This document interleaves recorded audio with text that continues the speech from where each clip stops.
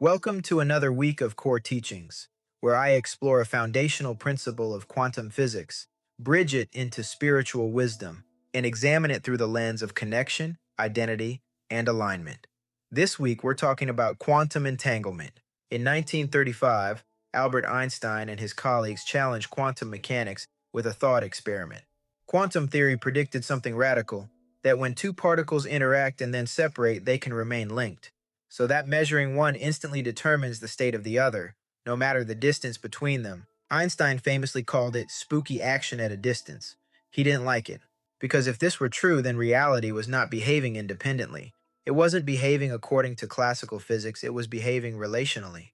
In 1964, physicist John Bell developed a mathematical test, now known as Bell's theorem, to determine whether hidden classical explanations could account for this strange connection. If classical physics were correct, certain statistical limits would hold. But when experiments were conducted, beginning in the 1970s, refined in the 1980s, and repeated for decades, those limits were violated consistently. Entangled particles behaved as one unified system, even when separated by large distances. These results were not philosophical, they were measurable.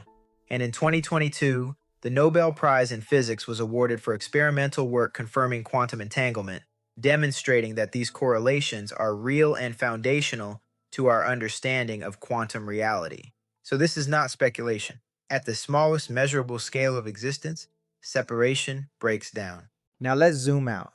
And I want you to stay with me here for a moment because I'm going to take you on a journey to connect entanglement in a way you have never heard before. We've defined entanglement at the subatomic level. Now let's widen the lens.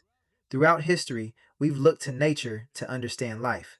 Nature shows us patterns, it shows us process, it shows us growth, release, rhythm, and transformation.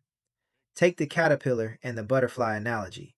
A caterpillar doesn't simply improve into something better, it dissolves. It releases its former structure, and it emerges transformed.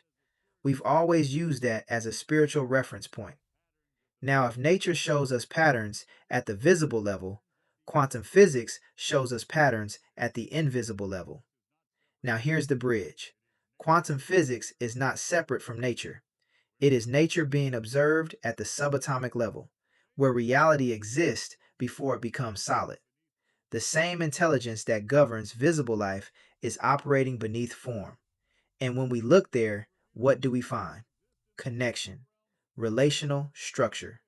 So the pattern remains consistent, both revealing truths that exist in the spiritual realm, revealed at different scales. And in my view, that is not random. It reflects an undeniable connectivity that I identify as source energy, divine intelligence, God consciousness, woven into the fabric of reality at all levels, not distant, embedded. We cannot study the subatomic world and confine it to a box labeled science.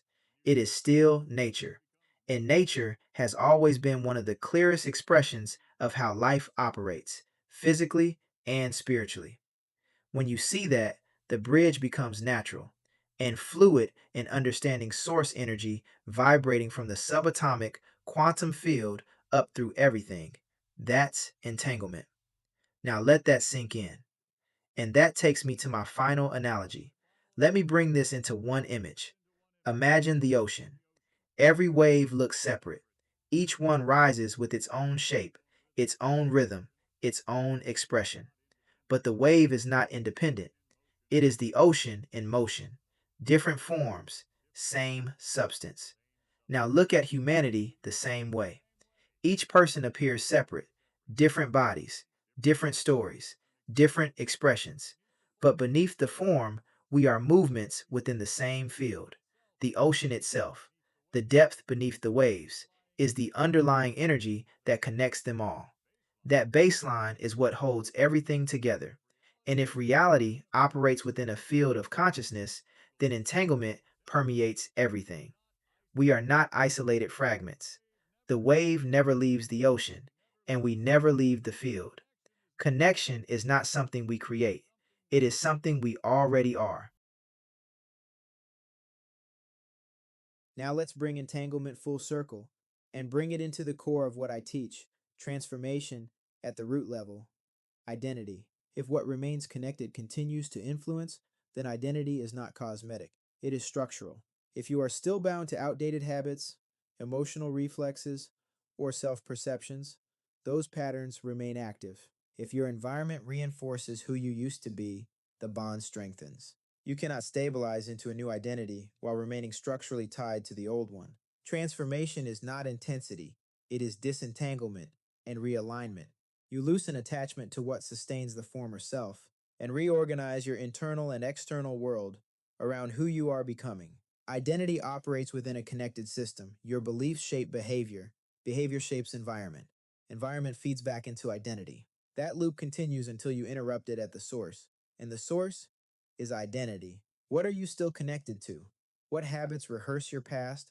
What relationships reinforce your limitations? What structures are loyal to a version of you that no longer aligns? As long as those ties remain intact, the former identity remains dominant. But when you consciously untangle, when you remove reinforcement for the outdated self, the new identity stabilizes. And once identity stabilizes, your relationships shift, your environment shifts, your experience recalibrates. This is quantum identity alignment. I am the architect. I hope this conversation resonated with you. We covered a lot of ground, intentionally.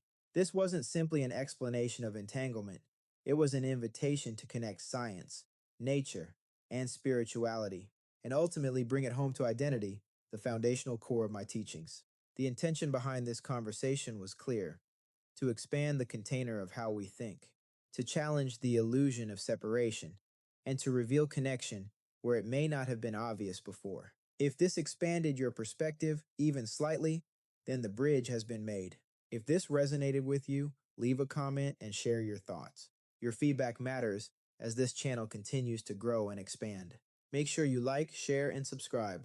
Every week, I bring more core teachings, exploring foundational principles of quantum physics and examining how they intersect with spirituality and everyday life, helping you shift at the identity level and step into the highest version of yourself.